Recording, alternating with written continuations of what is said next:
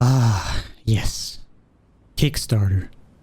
What a great way for indie developers to secure a bit of cash so they can finish their passion projects they have been working on for several years. This is also no different in the world of Metroidvanias, where 90% or even more of all the games are made by a very small team or even just a single developer. In this video, I would like to show you all 10 upcoming Metroidvania games that will have a Kickstarter campaign sometime in the near future. If you like one or multiple of these games and you want to do the developer a favor, head over to the Kickstarter page and follow it, so you'll get notified when it's launching. Let's get into some games. Starting this list off with a game which has already tried Kickstarter once and failed, unfortunately. But they're trying hard to make their second attempt a success. Gedda Cake is a very pretty pixel art Metroidvania with dragons and cake. Yes. In this game, you play 6 sibling dragons, which you can swap in and out of with the press of a button. Obviously, you don't start with all 6, you have to find them one after the other in regular Metroidvania fashion. The entire world of the game is based around tasty snacks and sugary sweets, which is reflected in the areas and enemies. I cannot say all too much about the story yet, but I can say the characters are very charming and come with some baked-in humor, which is not all too common in Metroidvania games these days. If you are unsure if you want to support this Kickstarter, there is a playable demo on Steam you can check out. There is not all too much info on when this Kickstarter will launch, but I'm thinking it can't be too long, so probably within the next 3 months or so. We'll just have to wait and see.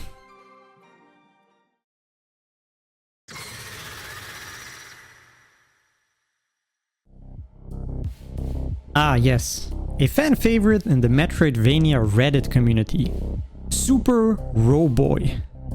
A Metroidvania by a single developer who very frequently posts on Reddit and Twitter. It's very fascinating to see the progress the game has made over the past few months alone. So far, the information is a bit thin on what the story is actually about. On the Steam page, it says it's about Roboy waking up in an underground facility in the Nevada desert, fighting aliens and robots, strongly invoking all types of Area 51 vibes. But if you take a look at the new gameplay footage, it does not seem very underground facility-ish anymore. So with the redesign of the character, maybe also the story changed completely. Only the developer can tell us. Guess we'll just have to wait and see. So far, there is no information when the Kickstarter is going to launch, but I personally think it will be a few more months until then.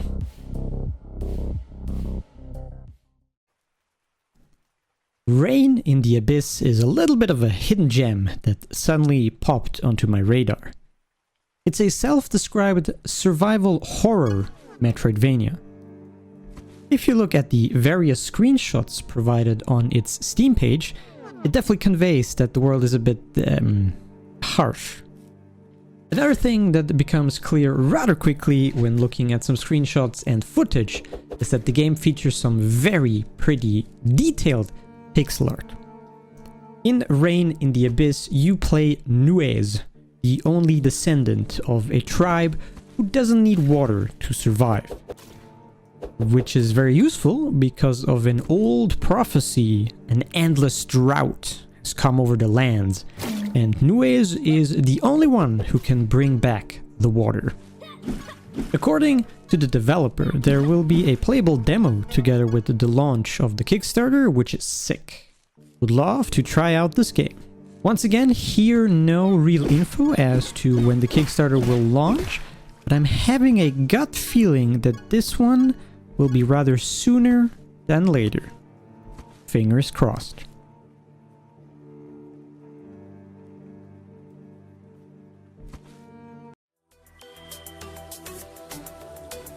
Have you ever heard the term Celestroidvania? It's a term the developer of our next game calls their game. Their game is very similar to Celeste, but unlike Celeste, it is also a Metroidvania. Hence, Celestroidvania. This game focuses a lot on precision platforming, and if you just look at the gameplay, it looks very fun and satisfying. I'm assuming there is a bit of a learning curve of the mechanics and the platforming, but I guess we will only be able to tell once we get our hands on the game. The game also features its own unique style of pixel art, which looks very cool. Minor side note. In the Steam capsule art, it looks like the main character is bald. But in all the gameplay, it looks like the character is wearing one of these medieval helmets, like the one Solaire in Dark Souls is wearing. Am I the only one seeing this? Anyway, recently the developer made a post on Reddit saying coming to Kickstarter soon. So we can assume it will launch somewhere in the next 1 to 3 months or so. Maybe, who knows.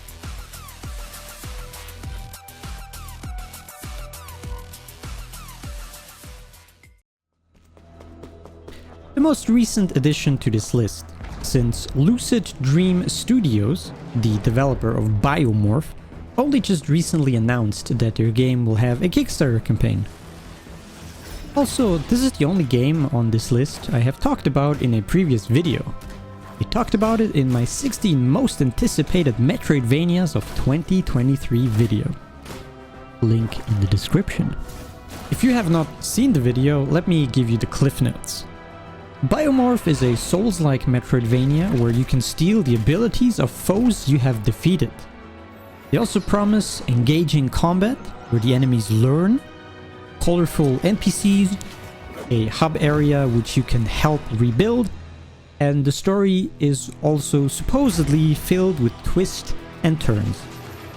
They do promise a lot, and hopefully they can make it work, because it sounds awesome. I'm cautiously optimistic about this game. We don't have a set date for the launch of the Kickstarter yet, but I'm predicting it's at some point in the next 3 months, since they still plan to release the game in 2023. So it's probably not too far away.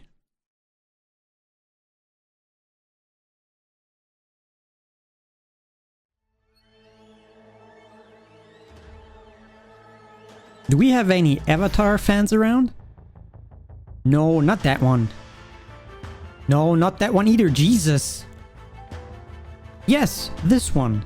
Avatar: The Last Airbender. I'm bringing this up because our next game here is very much inspired by that show. In Emberbane, you control the forces of nature and bend them to your will, which results in this super cool and smooth looking gameplay, where you hop and dash around with your fire powers while you shoot rocks and lightning in the faces of your enemies. This is my curse. If the gameplay is half as fun as it looks in all these trailers, then this is gonna be a super enjoyable Metroidvania.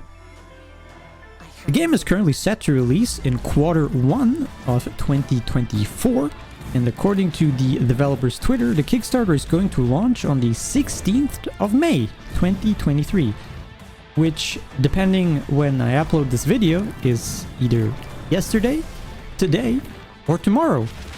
So, if you like what you see, go and back the game right now, after you finish the video, okay? Cool, thanks.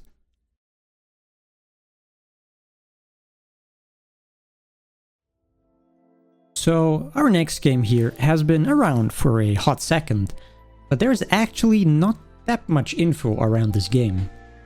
There are like 2 trailers for this game, and both look so incredible, but other than that, news and updates about this game are just a bit sparse.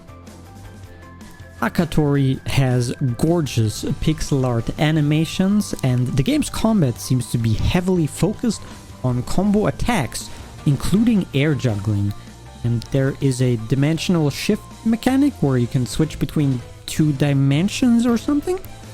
One seems to be a bit more futuristic and one a bit more medieval. What can I say? This game could be one hell of an awesome Metroidvania, but there are just so few updates, it's hard to keep the hype up. Akatori has a Kickstarter page, but we have zero clue when that is going to launch. Could be any time between tomorrow and the end of 2024. We just have to wait and see. Next up, we have a game with a very unique art style and vibe, and one that a lot of you probably have heard about. Being and Becoming is a high-fidelity pixel art Metroidvania where you play the Lucid Dreamer, a very unique-looking protagonist. Definitely a standout compared to your average Metroidvania protagonist. Equally unique is the story of the game. A seaside kingdom has fallen to corruption due to a collective dream and fell into a deep slumber. It's up to you and the Lucid Dreamer to unravel the secrets and mysteries behind the collective dream. The way the game describes itself, I get the impression there will be a waking and a dream world you can play in and move between, somehow. The pixel art and animation speak for themselves, I'd like to believe, and what also will speak are a lot of the characters in the game, because the game will be voice acted. A launch window for the Kickstarter is currently not public knowledge, from what I can tell, but once again, I think it's probably rather sooner than later.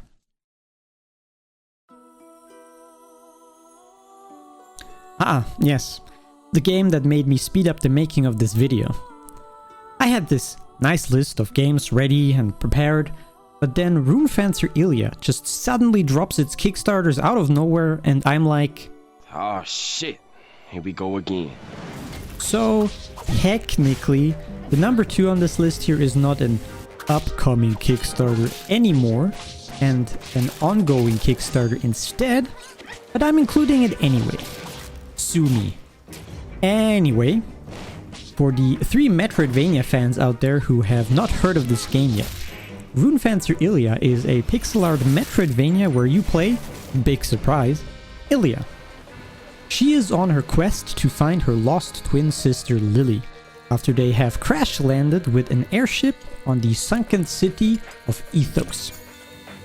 Runefancer Illyia focuses on combat and exploration. Illyia is a runist in training. That means she can conjure weapons like a blade, spear, scythe, or bow to fight all sorts of enemies with. The game also features a variety of cool abilities and skills. For example, there is an ability similar to the speed booster from Metroid, which allows you to speedily run up walls and even across ceilings. There is also a skill that allows you to freeze time and use objects and enemies frozen in time as platforms. It's super neat. At the time this video goes live, there are only a handful of days left on this Kickstarter campaign. So if you want to be a backer of this game, you better be quick.